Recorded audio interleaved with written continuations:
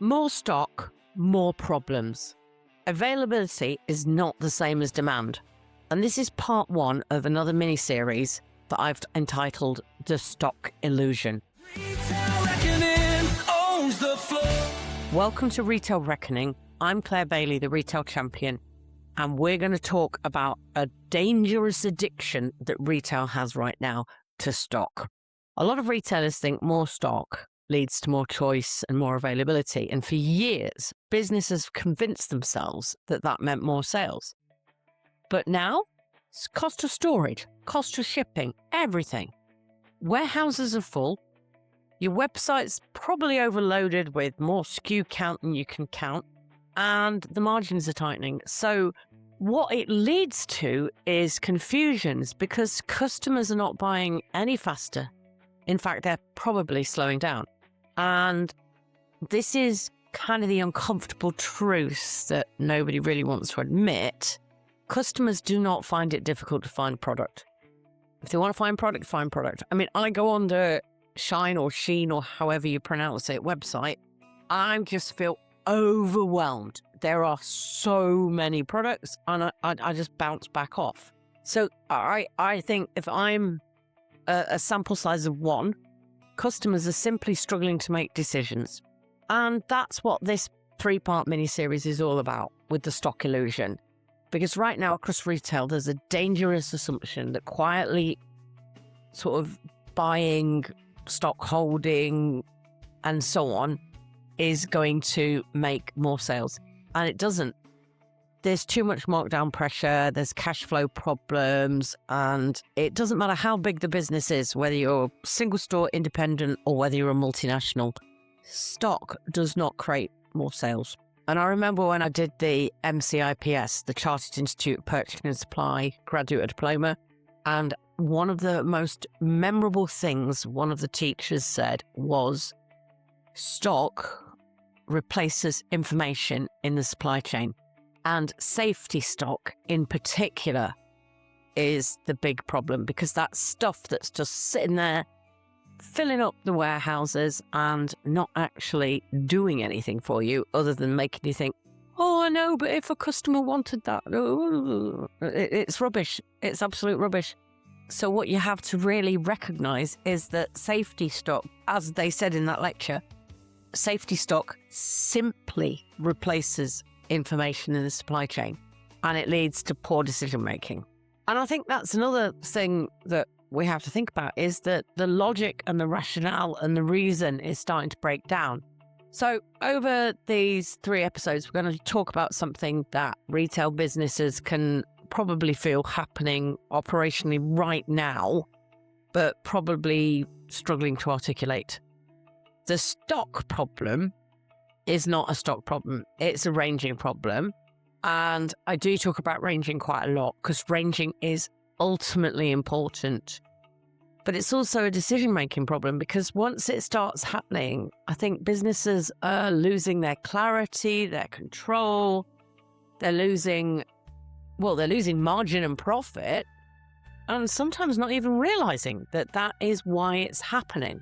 So alongside this mini-series, I've also put together a free stock sort of audit assessment, and you can go through the quiz. It's very, very quick, and have a look about how you're doing things and get some advice, and it's all free of charge.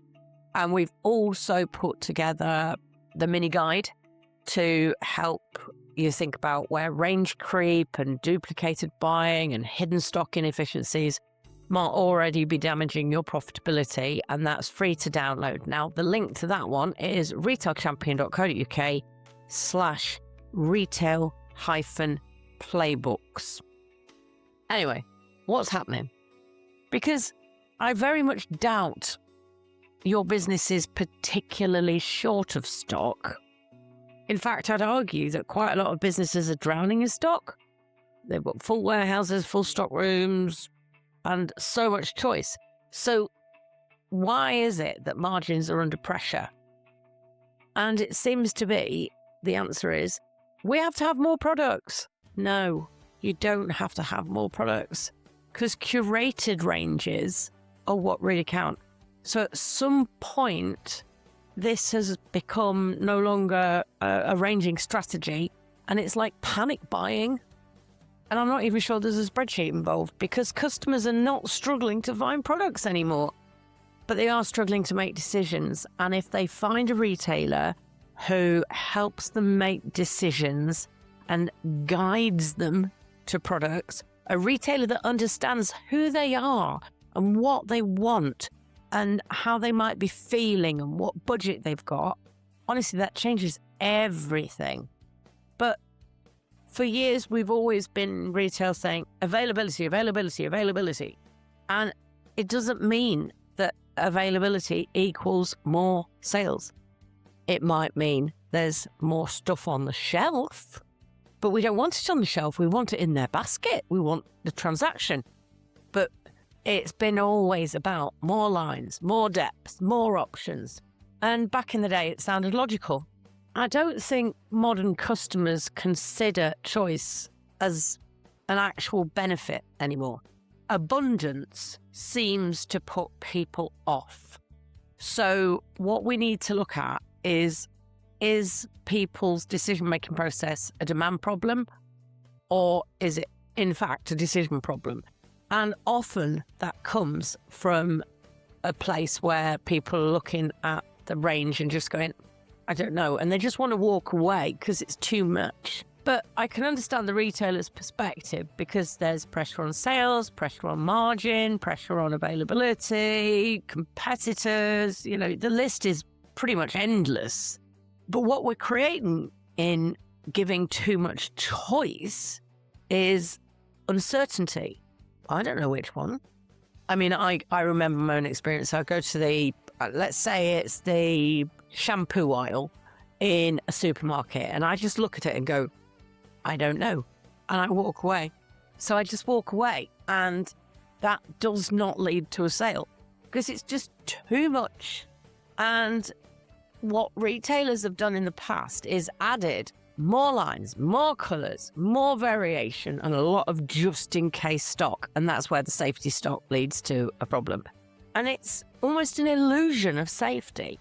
If something's not selling, the instinct is say, oh, we didn't offer enough choice. We've got to get more choice. But no, if something's not selling, it's just not resonating with the customer.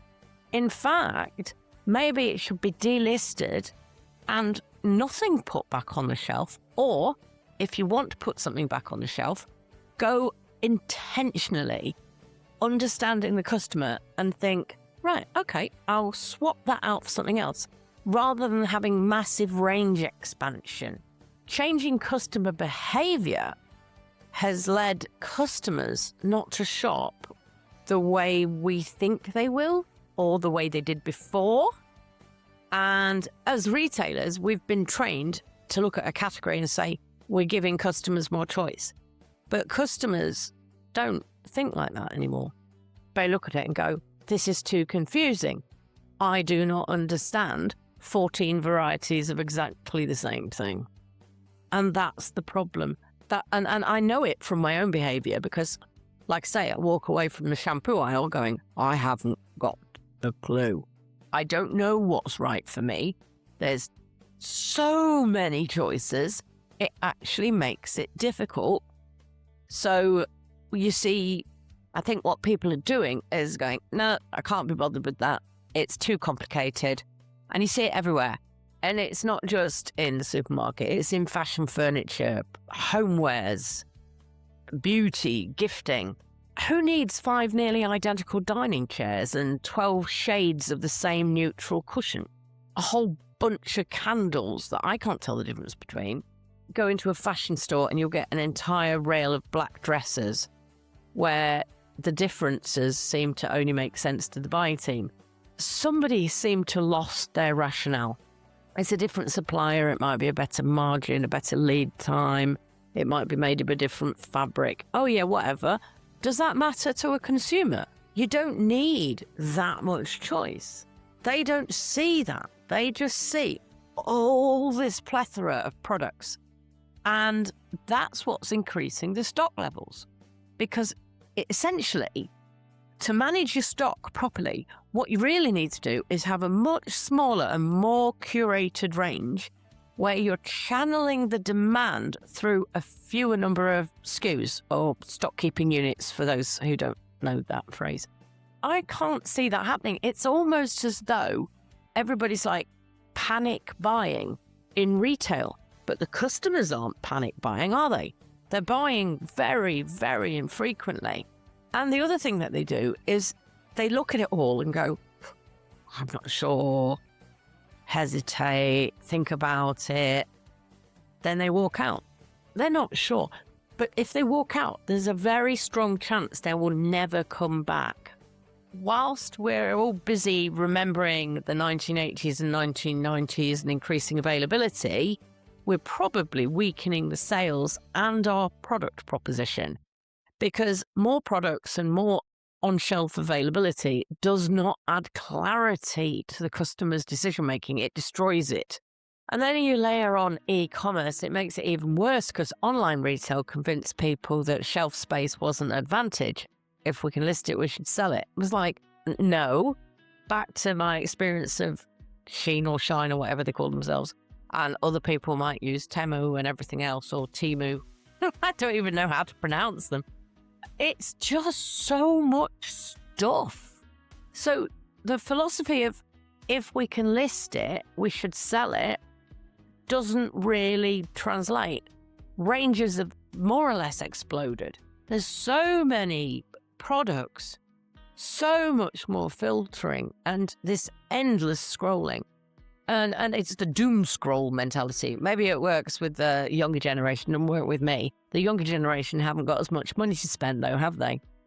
So endless choice can create almost a kind of paralysis where it's like, I don't know what to commit to.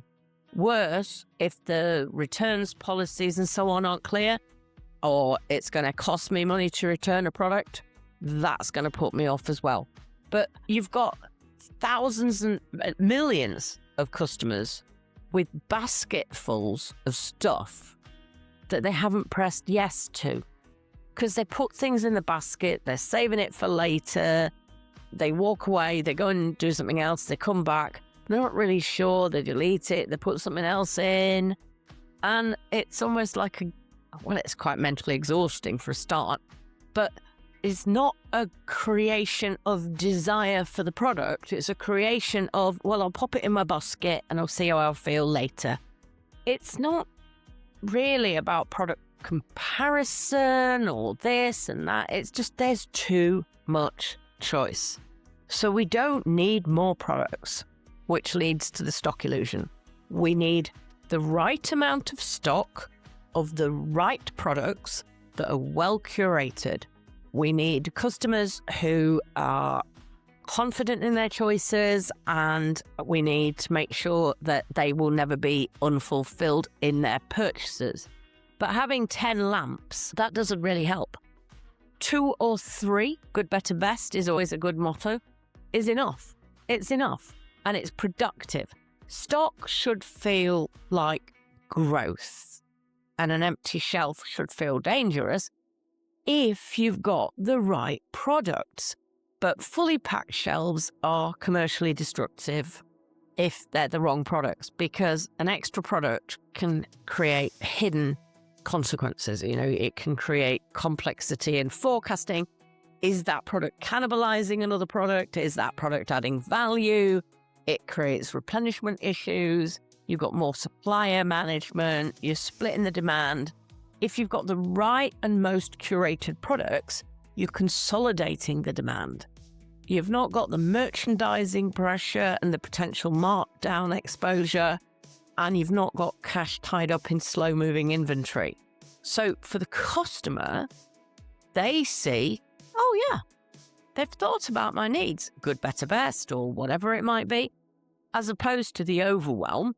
But for the retailer, if a product added to the range is just competing against another product and it's tying up cash flow and it's not moving fast enough, that's actually quite dangerous, because instead of feeling like, I know my customer and everything else, it's like, hey, just throw everything at the wall and see what sticks.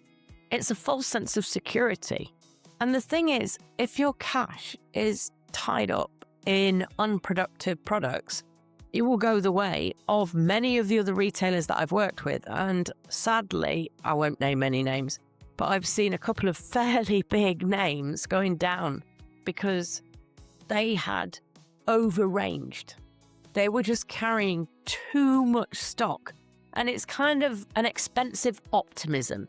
And the just-in-case buying, of course, is also a problem. I mean, when I did my supply chain stuff, I mean, I'm a bit geeky about that. And we analysed demand to death.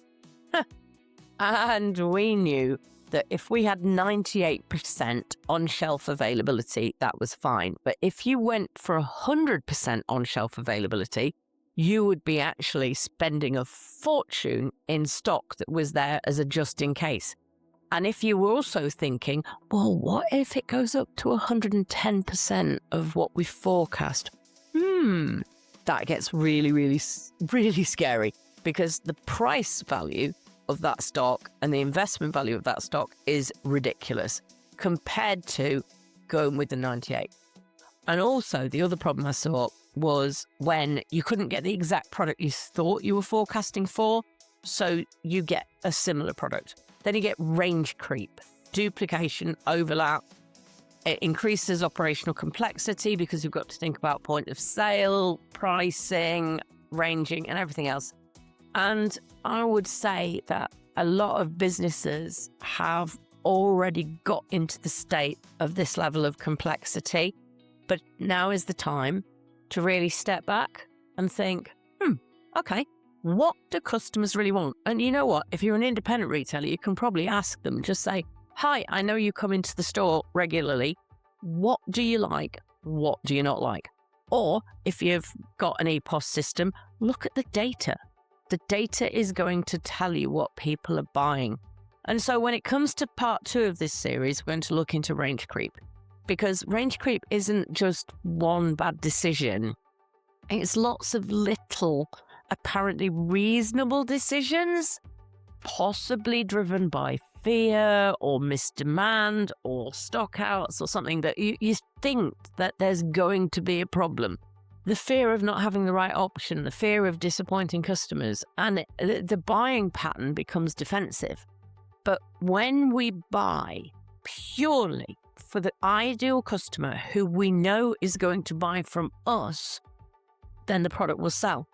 We need to get rid of the just in case. That's probably one of the most expensive phrases in retail. It creates the duplication, it creates clutter, it creates range bloat, and it's complexity that customers aren't really looking for. We might think they are, because back in the day, we were told more is good. And we probably got addicted to the idea that more choice feels more customer-centric. And for some retailers it is, but for the majority of retailers, it's really not. Nobody wants to admit it, and stock is kind of there to make us feel safe. It's almost like an emotional support dog, I guess. Which it shouldn't be, should it? Because that's actually taking all the cash and putting it into something that doesn't necessarily sell. But we've always been told if the shelves look full, it'll all be good. Well, that's not how it works anymore. People need to make simple decisions quickly, clearly, confidently.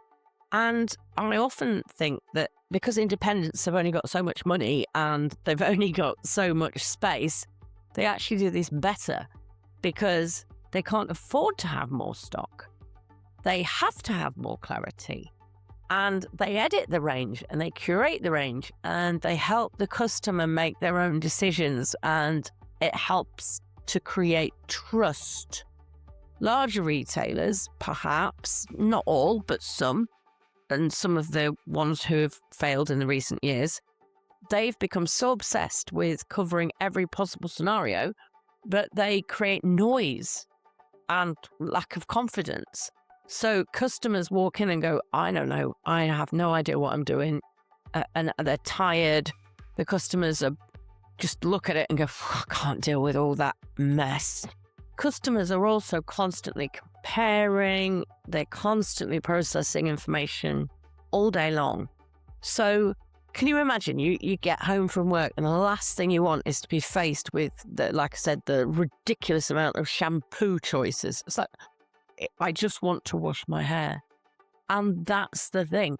Walking into retail environments with so much stuff is a bit like well, I'm not a psychologist, but I'm going to say it anyway. Cognitive overload. You just go, no. Ultimately, clarity is a commercial advantage. It's not just aesthetics. It's about being understood. And the strongest and best retailers are the ones who say, as I always say to my clients, does this product earn its place on the shelf? As in, is it delivering enough margin? Does it make sense on the range? Does it add clarity or confusion? Does it give the customer the identification of who I am and what I stand for? And you know what? If it doesn't, you need to sack it off.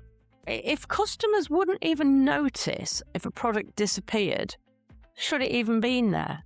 You have to ask yourself, is this about margin, sales?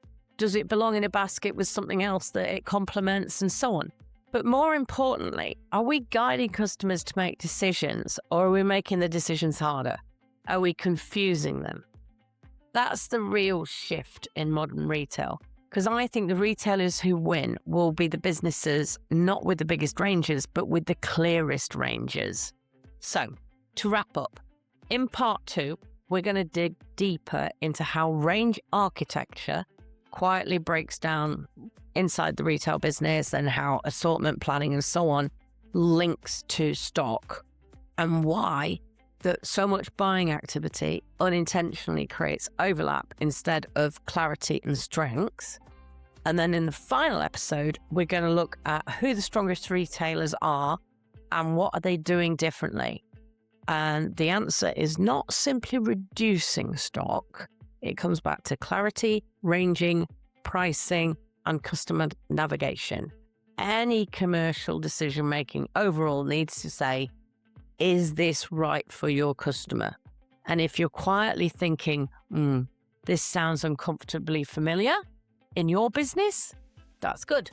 Because most retail businesses need to really focus and recognize that range complexity has started to creep in.